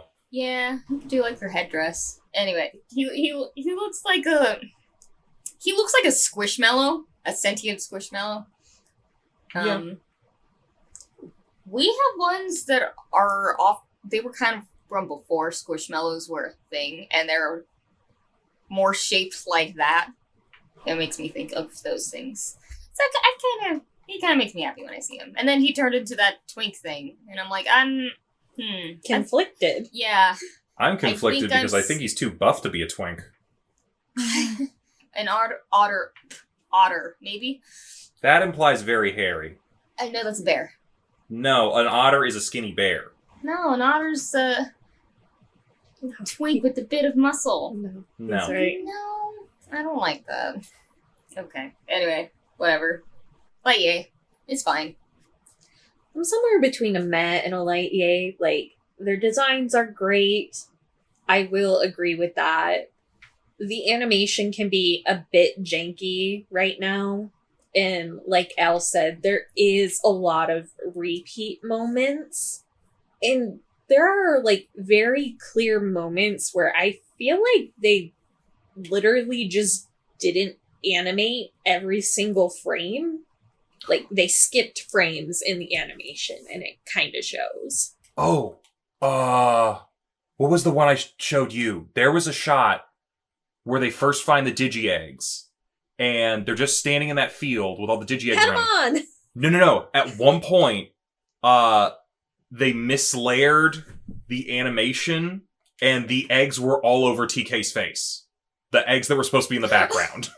There was a point where TK was looking up at, like, the waterfall, and they forgot to put Patamon's animation in, and you could see where they clicked it on, and he just, like, blinked into existence. Like, just a lot of really stupid rookie mistakes that they really shouldn't have been making, but I feel like they were just kind of rushing or trying to save money. Hard to tell with these companies. And there's that green thing. There was one shot of him, of his head, and it was a static shot, and then they just took his head and slid it down. Are you talking about Ogremon? Yeah. To be fair, his head is in kind of a weird place. I think they could do that and not be too noticeable. So yeah, just a lot of little things that are all piled up and compounded into each other. Like, I think they were just...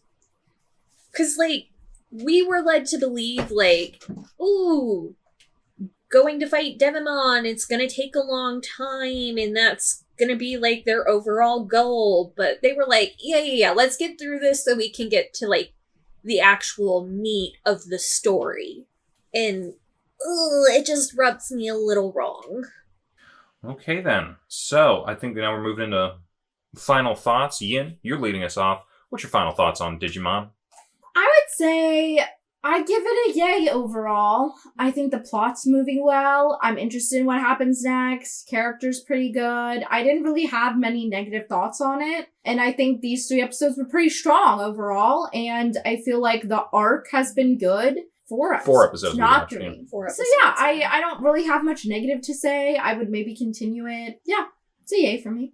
Yeah, I would give it a light yay. I will say that, like, I'm enjoying what I'm seeing right now. Would I keep watching it at this point? Yeah, I'd be interested to see, like, what's coming next. So, yeah. Envy, what did you think? Final thoughts, yay. I'm very interested to see how the story moves forward and how the rest of this digital world works. Nothing about sexy Digi-Jesus. Okay. Final thoughts. So now that I've, like, actually absorbed the episodes, it's really not comparable to Pokemon. It still stresses me out, though. I don't like seeing these kids in mortal peril constantly. Oh, but we haven't even gotten to them legitimately almost dying. Ugh. Yeah, I mean, this was basically the intro sequence. Ugh. We're on Tutorial Island right now. I think it doesn't help that, like, after a very long day of work, I come home and, like, have to watch this and be stressed out about small children. This might be another one that I put on to fall asleep. Because it is interesting, and I do like seeing the different Digimon. It's not a nice thing to come home to. I'm excited to be done with this. Well, you're getting in the spirit, at least.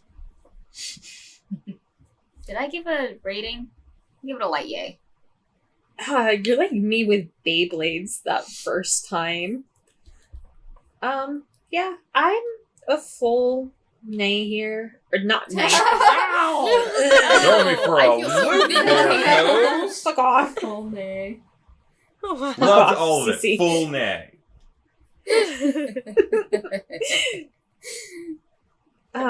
Yeah, I think I'm a full yay here. There are a lot of things that I know are coming that, like, they really do better than they've done already. And I also, like, just kind of personally, like, I remember Sora being my favorite Digidestined, and I'm kind of like, why was that? Because she has gotten no character. And I just want to see, like, I feel like I remember her getting more during that second act, but I'm not sure, and it could have fully been I just thought Biyomon was cute. Certainly possible. I'm a full yay here as well.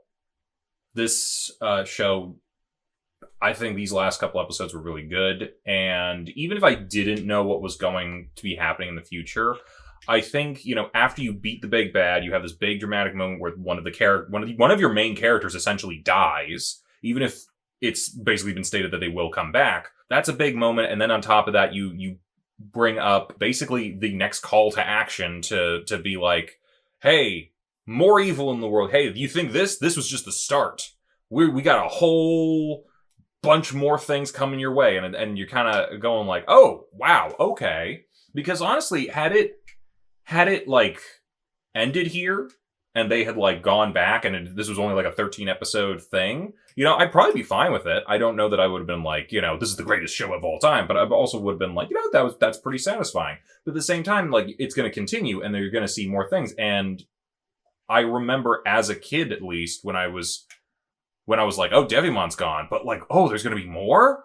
Where do we go? What do we do? What's going to happen? And, I think even now you can kind of get that sense. So it's a full yay for me. I think this is a series that I would want to continue, even today. I think that's everyone. I think that's it. Oh my god. Are you guys ready? Oh my god, Are you guys ready? Are you ready for the final showdown? Yes. Oh. Yes. It's the final showdown between our two finalists, Yu-Gi-Oh! And Digimon. Anything else to say before we get into it? Before we get into it hard. I'm ready. You're ready? Good. Chibi, you're up first. Who gets your yay for plot? Digimon. Digimon? Okay. Was that it? Yep, no, I don't feel the need to elaborate. I feel like we already have elaborated. That's a fair point. Envy, who gets your yay? Plot, Digimon. Okay, also very concise. Yeah, Digimon. That felt unexpected. I'm also giving it to Digimon. I gave Yu-Gi-Oh! A meh and Digimon a light yay, so that speaks for itself. I feel like I'm much more forgiving than you, because I gave Yu-Gi-Oh! A light yay and Digimon a yay, and I think Digimon did do the better job. I think they both did a good job, but especially like establishing a lot more things and things going on. I just think Digimon did it just a little bit better, and the fact that they beat a villain and had a couple bigger moments kind of edges it out for me. Yeah, I'm gonna give it to Digimon. I just feel like it just feels like more of an adventure to me. I feel like the other one feels a little bit more episodic, and maybe it's just a matter of taste, but I think Digimon just kind of has a bit of a stronger plot. So overall, I'd give it to Digimon. Okay. Moving on into that's pretty decisively Digimon's category. Moving on into characters. Envy, we're starting with you. Who's going to get your yay? Characters, Digimon. Nothing else to add. Okay. I'm also going to give it to Digimon. They're cuter. I'm also going to give it to Digimon. While I do find some of the characters annoying, I feel like they've been very consistent. Whereas with Yu-Gi-Oh!, like, character motivations kind of waffle all over the place. And even though they have, like, a much smaller main cast, I feel like we're kind of, like, at the same level of development as the cast we had for Digimon, which is way bigger. Yeah, I think, because we've given them both the same amount of time, and I think you're right, even though they have it's not that much of a smaller cast if you count all the villains and, like, some of the other, like, side characters, but I think one of the big things is that a lot of almost all the time, outside of the one or two fights they have during the episodes, is just time for the characters in Digimon. And for Yu-Gi-Oh!, a lot of it goes towards the card games and this and that, and a bunch of side characters who ultimately don't matter in the end, even if they come in strong. So, for the amount of development, and we've honestly seen now 2 separate mini arcs of just character development for Digimon. I have to give characters to them. Yeah, I'll give characters to Digimon as well. Same. Okay, clean sweep. Characters go to Digimon. We move now into probably a bit more of a contentious category, advertising. Cece, you're leading us off. Who gets your yay for advertising? I think Digimon still gets it. In terms of collection, I'd rather collect the mons than cards. Cards still not appealing to me. I'm gonna give it to Yu-Gi-Oh! While I do think I like Digimon better and I'm more into Digimon as a franchise, I have to give it to Yu-Gi-Oh! That they're way more successful and really have like a more far-reaching impact on people than Digimon did. I think I gotta go with Digimon. If I'm looking back on the scores, I gave Yu-Gi-Oh! A light yay and Digimon a yay, and I think, like, part of the fact that they just keep introducing... I mean, both of these keep introducing more and more things every episode, and I think that's why, part of the reason why both of these ended up in the finals. But I think I knock points on Yu-Gi-Oh! Because they really, at this point in the show, don't know how they're playing their own game, and that's a bit of a problem if you want to do it based on this. Versus Digimon, it's like, yeah, this doesn't matter. Just get Digimon. So yeah, I give that to Digimon. I think if I'm gonna talk about just a display of the game, even though sometimes Yu-Gi-Oh! Is played wrong, I think that it focuses more on that than Digimon. Like, if we're talking just on an advertising standpoint. And I really think that the designs and everything of Yu-Gi-Oh! Are so iconic. I'd say overall I'd give advertising to Yu-Gi-Oh! Yeah, I feel like as far as advertising goes, Digimon, while it does show like the little Digivices and like your little Digimon, I feel like sometimes we kind of forget the fact that these items and these characters are product that they're trying to sell to us, whereas the cards themselves, they're like, you don't forget that is like a thing. Like, it's really like, while the Digimon are also part of the story, like the cards are definitely something that like you remember that there is a game that you want to play with them. So I feel like as far as advertising goes, I would say that I would give it to Yu-Gi-Oh! Okay, Envy, who gets your yay for advertising? Advertising, Digimon. Lay your hands of fate on me, DG Jesus. Okay, getting a little bit weird again. That sounds like the Envy I know. I'm gonna say this before before I call this. Honestly, you guys are starting to convince me on the Yu-Gi-Oh! Argument. I hate to say this. I think I'm gonna change my vote. I think I'm gonna go Yu-Gi-Oh! We're gonna give it to Yu-Gi-Oh! for advertising. God damn it! I've been ragging on them so hard. You know what? They did have a decent week for not breaking as many rules. All right, moving on. Kozi, you're leading us off into production. Who gets your yay? I think I'm gonna give it to Digimon just because I like the character designs better, and that's really it. I feel like they're very comparable production wise, so it's just like a personal preference thing for me. I actually think I'm going to go with Yu-Gi-Oh! On this one. I think you're right that these do have a lot of comparability. They came out relatively around the same time. They both have good scores. They both have fun dubs. They both have a lot of interesting and cool designs and stuff. I think to some degree, though, it just edges out just a little bit in Yu-Gi-Oh!'s favor, because I don't think I saw as much repeat animation, and I will say some of their animation, at least, and it might have just been just how they were doing it. It looks just the tiniest bit cleaner for me, so that's what's going to edge it out for me on that. I think I gotta give production to Digimon. I don't know. I think just overall, I don't know if I just like the animation style a little bit better. I think both have really good designs and stuff, but I don't know. Like, I just feel like I like looking at Digimon a little more. I don't know. I'll just give it to that one. I think for production, I'll give it to Yu-Gi-Oh! And I don't really know. Like, I think it's just maybe the fact that, like, as far as, like, design-wise and just, like, watchability, as far as, like, my eyeballs are concerned, it's a lot easier to look at.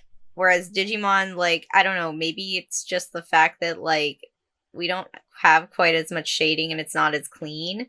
So I feel like that's where I'm leaning towards for production.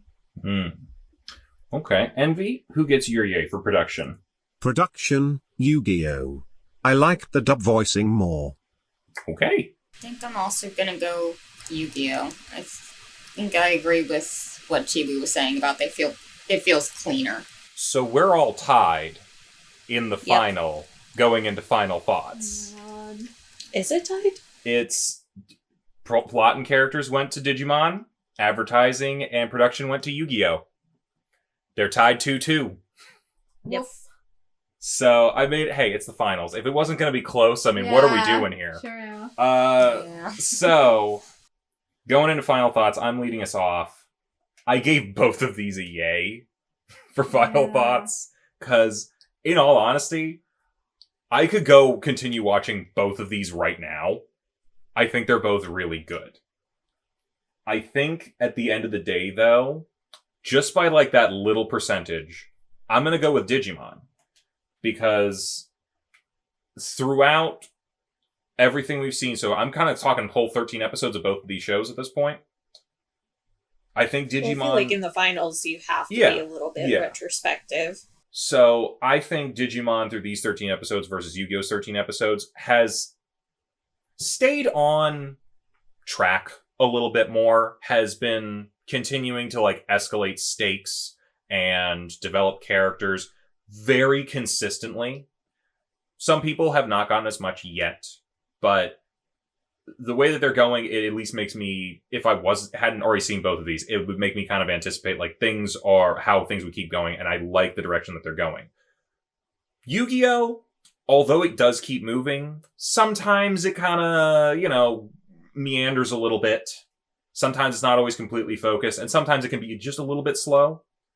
And I have a feeling that's, if I hadn't seen this, I'd be like, okay, that's probably indicative of where it's going to keep going. It'll keep moving, but it probably won't get everywhere that we want to go as fast as we want it to. So, for that, I will give it to Digimon.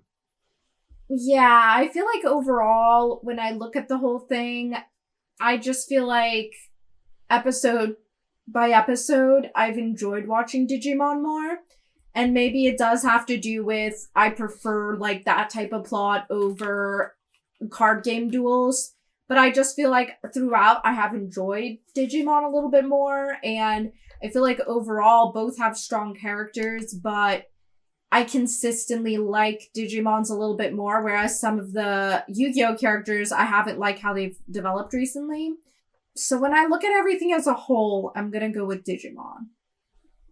I think pacing wise and just also as far as like what both shows have going on exactly with them, I'd probably give it to Digimon because as far as everything goes, like I feel while Yu-Gi-Oh's plot is moving forward and it's like, interesting, I feel like Digimon's like only just getting interesting and there's a lot more to uncover, particularly if this is just the introduction. Don't know what you're talking about. Envy, who gets your final yay? Final thoughts, Digimon. They have the power of God and anime on their side. Okay. I'm also gonna give it to Digimon. I think Yu-Gi-Oh! Kind of feels like it's moving, but it's not going anywhere. Like they're pressing on the gas, but they still have the parking brake on. And they're like Doctor Digimon. Digimon is actually stuff's happening. I think that one gets my yay. Digimon. I am so fucking sick of tournaments. I Who. do not want to watch more tournament going anywhere anytime soon. I think I just realized that both of our finalists were both set on an island and had like Hunger Games elements, and I did not make that connection before. But hey, so Digimon takes final thoughts. They take the tournament. They win, and now we're going to watch the rest of that for the rest of the year. So, no, I'm kidding. We're not. No, we have other things in mind. Okay, so, God, it took us forever to get here. What are our thoughts now that we're finally here and done, outside of just relief? My brain hurts. Oh. I want to digi-die. You guys, you and Chibi were talking about the next tournament you want to do, and I think I legitimately might murder you both. No, we're not doing it for a while. We were just getting ideas out there. Yeah, no, there's no plan to do another tournament until like maybe a year from now. Yeah, it's It's gonna be a while, but yeah. So, any other things we want to say about either of these shows? Because, like, I mean, we're done. We're not going to continue either of these unless it's on our own time. So, anything else to say is now. It was great finding some new sleeping material. The number of times I passed out trying to watch most of these shows. Why do I feel insulted by this? Yeah. If you want to watch Digimon, we should watch more Digimon. Definitely considering it. I think overall, both of these shows are really good for what they are. They're not what I'd usually watch, but it was kind of interesting doing this tournament because normally I wouldn't watch any of these shows. Like, they're just not in my genre of anime. Mm-hmm. But I, got exposed to some things I wouldn't normally watch, and I actually ended up enjoying some of them. So it was kind of cool. Does anyone have, like, some of these that they would, like, genuinely want to continue watching from this point on? Maybe, like, after a little bit of palate cleanser from this whole tournament structure? Yeah, I would want to see Digimon through. Yeah. I want to say... Oh, sorry, go ahead. Oh no, I would say I might, like, watch another couple of episodes of maybe a few more shows just to see, like, how they progress. Like, and I don't just mean, like, Digimon and Yu-Gi-Oh! I mean, like, other shows that we've just watched in the tournament that didn't make it that far. Because, like, some of them I was, like, sort of genuinely enjoying. Mostly because they feel like they belong in a different genre. Mostly just how they're written. Chibi's gonna go and binge watch all of Yokai Watch. I don't know about that one, but I mean, outside of Yu-Gi-Oh! And Digimon for me, I kind of want to go back to watch a little bit of Duel Masters just because I am a fan and I used to watch it a lot back in the day. And I know they got some good jokes in there. And speaking of jokes and fun characters, I think I want to go back and watch some Metabots. It did not make it far, but I was like, I was just remembering this was like a kooky, fun show. And honestly, even Beyblade a little further if we would have gotten more Mr. Referee. Honestly, yeah. I mean, Mr. Referee kind of can clinch it for you sometimes. I think I might just go back and watch a little bit more of Card Fight Vanguard, only because it's basically a sports anime, but it's a card game show. Honestly, if that one kid keeps showing up and saying funny lines, I might keep going with that one too. Like, I don't know. He's without a doubt the Joey of the group. Yeah. And Joey got the best lines in this arc, too. So, is anyone going to continue watching Battle Beat 'em On? No. No, not that one. No. Definitely gonna watch more Beyblade. Yeah. Chibi, are you gonna go back and watch Build Divide? Me? I feel like you kind of were vibing with it. That one I might watch as well.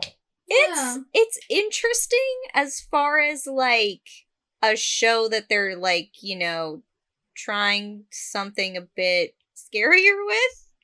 Like, I'm just sort of interested more for, like, the card game, like, criminal underworld sort of vibes that it has. I don't really care about the hoodie, but I kind of would like to see where it goes. I gotta wonder, because I know I've played Pokemon for this channel before. I think we should play, like, not necessarily long-term, but we should play a Digimon game and a Yu-Gi-Oh! Game, and maybe, I don't know if Beyblade had video games, but I know Metabots did. And, there could be a couple fun ones in here somewhere that might be interesting to check out as far as, like, what other mediums that they have. And, hey, maybe it proves whether these were actually good at advertising to us. If you wanted to do, like, a Nuzlocke type thing for, like, a Digimon game, I have the perfect game. I might be interested in that. I might want to finish out the one that I'm on, which, never know. I could die tomorrow, so, we'll see what happens with that. But yeah, definitely keep that one in mind, and maybe some other stuff, so.